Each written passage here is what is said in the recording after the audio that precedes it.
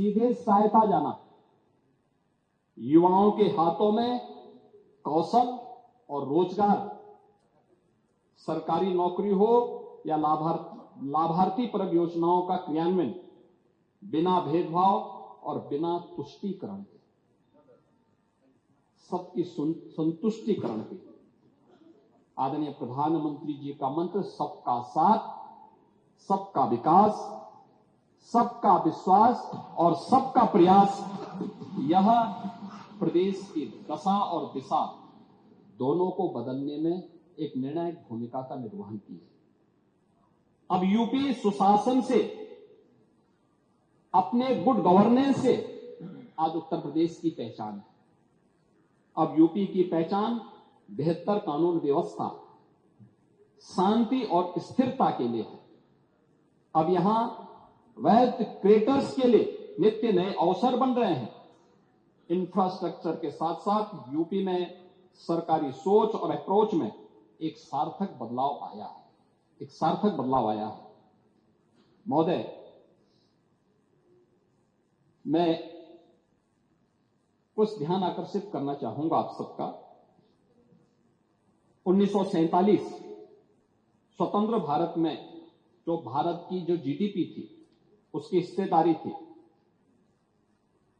स्वतंत्रता के समय भारत का जो वैश्विक वह 2% से भी कम रह गई थी।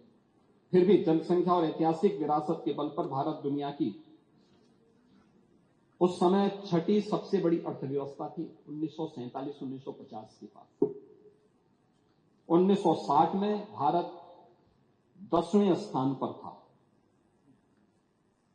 1980 और 2014 के तक भारत 11वें स्थान पर गया और 2014 में देश का भाग्योदय होता है। श्री नरेंद्र मोदी जी देश के प्रधानमंत्री बनते हैं। 2014 के बाद प्रधानमंत्री मोदी जी के विजन के अनुरूप भारत की जो यात्रा आगे बढ़ी, परिणाम था 2017 में भारत दुनिया की 7वीं बड़ी 11 से 7वें नंबर पर आया, 24 में 5वें स्थान पर आया और 25 में भारत विश्व की 4थी बड़ी अर्थव्यवस्था के रूप में स्थापित हुआ। विजन डॉक्यूमेंट और विजन का मतलब क्या होता है? ये है यात्रा। आपने छठी अर्थव्यवस्था को 11वें तक पहुंचा दिया था, 11वें स्थान पर भारत को पहुंचाया था और पिछले 11 वर्ष की यात्रा में 11वीं अर्थव्यवस्था का भारत आज दुनिया की 4थी बड़ी अर्थव्यवस्था के रूप में अपनी सामर्थ्य और अपनी शक्ति का परिचय दुनिया को करा रहा है। महोदय, आप उत्तर प्रदेश की भी आप देखें, 1947 से 2017 के बाद 17 तक जो स्थितियां थी उत्तर प्रदेश के अंदर, बीच के कुछ कालखंडों को छोड़ दें तो शेष समय क्या स्थिति थी? 1990 के दशक में औद्योगिक इकाइयों में तालाबंदी, निवेशक हतोत्साहित था, ऐतिहासिक नगर, उपजाऊ भूमि, नदियां और श्रमबल होने के बावजूद आर्थिक रफ्तार बहुत धीमी थी। आजादी के बाद 2016-17 तक उत्तर प्रदेश की जो नेशनल जीडीपी थी, उसमें योगदान में लगातार गिरावट थी। कुल हम लोग 2016-17 में उत्तर प्रदेश की जो भागीदारी थी, जो 1960 में 14% से अधिक थी, 1950 से 60 के दशक में यह 14% से घट करके 8% रह गई थी 2016-17 में। कहां ले जा रहे थे आप? 8% रह गई थी हमारी, यानी यूपी का योगदान, यूपी देश की 16% आबादी उत्तर प्रदेश में निवास करती है, लेकिन नेशनल जीडीपी में हमारी हिस्सेदारी केवल 8% रह गई थी। और महोदय, मुझे आज ये स्थिति थी, आजादी के समय प्रति व्यक्ति आय जो राष्ट्रीय औसत के बराबर थी, जो प्रति व्यक्ति आय राष्ट्रीय औसत के बराबर थी, 17 में यह नेशनल एवरेज का 1/3 रह गई थी, 1/3 रह गई थी। निर्यात सब कुछ होने के बाद भी केवल 84,000 करोड़ का निवेश, केवल निर्यात हम यूपी से कर पाते थे। प्रदेश का बजट केंद्रीय करों पर निर्भर हो गया था, 56% केंद्रीय करों पर निर्भरता थी। और नीति आयोग के फिस्कल हेल्थ इंडेक्स में उत्तर प्रदेश की गिनती पिछड़े राज्यों में हो गई। 17 से 25 के बीच इन 8 वर्षों में उत्तर प्रदेश ने आज जो हमारी जीएसडीपी है, यह जीएसडीपी जो उत्तर प्रदेश की 16-17 में लगभग 13 लाख करोड़ की थी, आज यह बढ़कर के इस वित्तीय वर्ष के अंत तक यह बढ़कर के लगभग 35 लाख करोड़ तक पहुंचने जा रही है। कोई तुलना है? 1947 से लेकर के 2017 तक केवल 13 लाख करोड़ की, और 2017 से लेकर के 25-26 तक हम इसे 35 लाख करोड़ तक पहुंचा रहे हैं। उत्तर प्रदेश का जीडीपी में योगदान जो केवल 8% रह गया था, 50 के दशक में जो 14% था, 2016-17 में रहकर केवल 8% रह गया था, आज इसे हम 9.5% तक पहुंचाने में फिर सफल हुए हैं।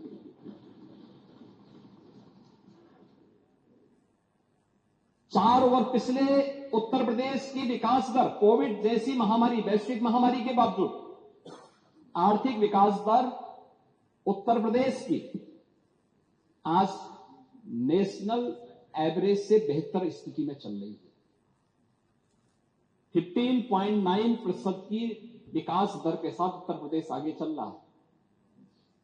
प्रति व्यक्ति आय 43,000 करोड़ रुपए से बढ़कर के इस वित्तीय वर्ष में 1,20,000 करोड़ तक ये पहुंच चुकी है। और मेरा ये मानना है कि उत्तर प्रदेश में संभावना है, आज हम इसको आगे बढ़ाएंगे। आज नेशनल जो पर कैपिटा इनकम है जो वह 2 लाख करोड़ की है, उत्तर प्रदेश 1,20,000 तक पहुंच चुका है।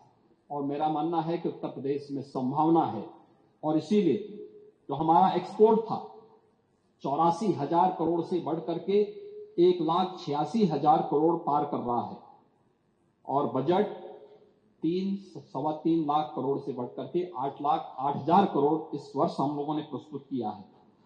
केंद्रीय करों पर निर्भरता 56% से घटकर के 46% रह गई है। राज्य की हिस्सेदारी भी हर एक क्षेत्र में आगे बढ़ी है। स्टेट एक्साइज 52 यानी 12,000 से बढ़कर के यह 60,000 तक पहुंचने जा रही है। और नीति आयोग के फिस्कल हेल्थ इंडेक्स में 8.9 अंकों का सुधार हुआ है। प्रदेश फ्रंट रनर स्टेट का दर्जा प्रदेश को हासिल हुआ है, और पिछले 5 वर्षों में यूपी अब बीमारू नहीं, रेवेन्यू सरप्लस स्टेट के रूप में अपने आप को स्थापित कर रहा है। अब यूपी डिजिटल स्टेट के रूप में अपने आप को स्थापित कर रहा है।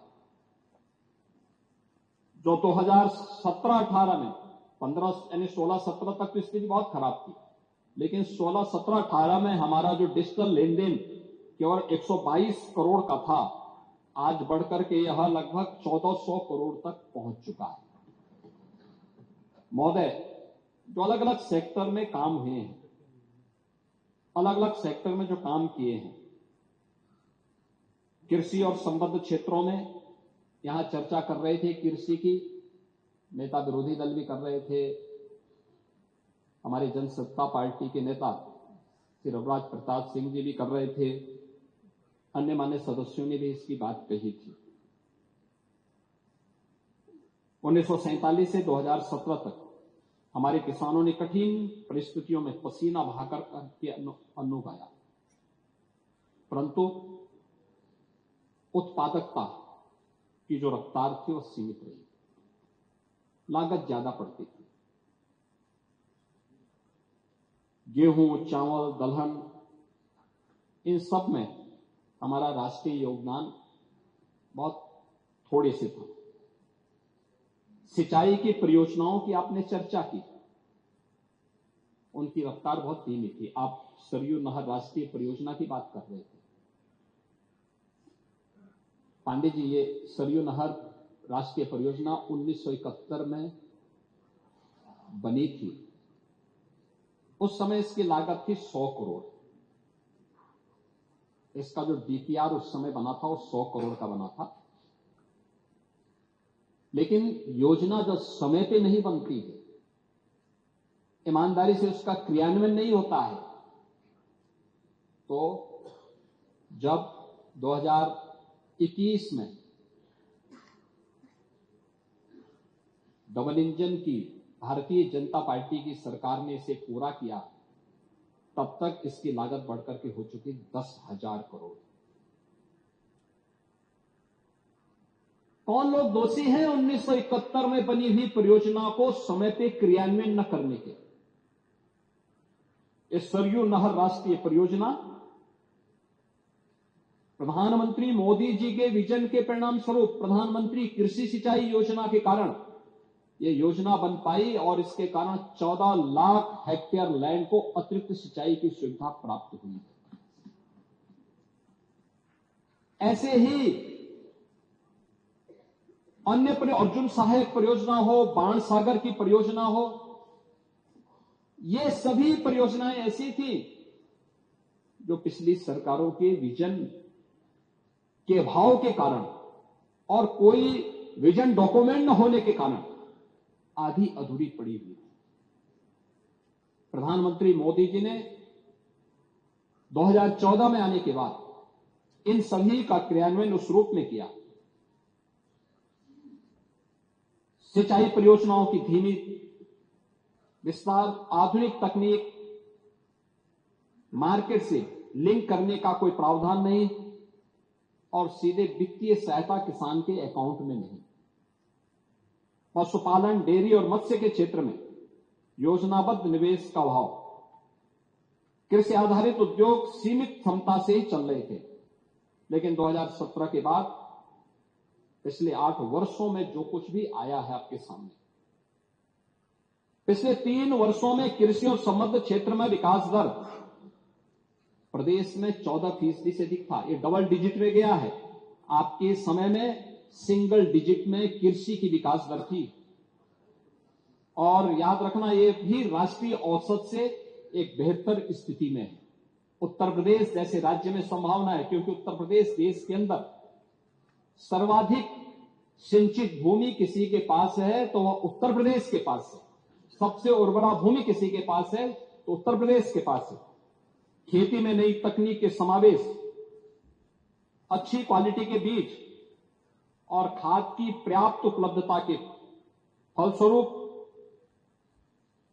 जो प्रदेश का खाद्यान्न उत्पादन में राष्ट्रीय योगदान आज बढ़कर के हमारा जो राष्ट्रीय पहले सीमित जो स्थिति थी, आज वो बढ़कर के लगभग 21% खाद्यान्न उत्पादन अकेले उत्तर प्रदेश कर रहा है पूरे देश के लिए। जबकि देश के अंदर जो कृषि योग्य भूमि है, उत्तर प्रदेश के पास उसका शेयर केवल 10% है। जनसंख्या 16% है, लेकिन खाद्यान्न उत्पादन उत्तर प्रदेश से, क्योंकि प्रकृति और परमात्मा की जो असीम कृपा है, उस असीम कृपा का परिणाम हमारे अन्नदाता किसानों के परिश्रम और पिछले 8 वर्ष के अंदर किए गए प्रयास का परिणाम है कि आज उत्तर प्रदेश का इसमें योगदान देश के अंदर 21% तक पहुंचा है। 2024-25 में गेहूं उत्पादन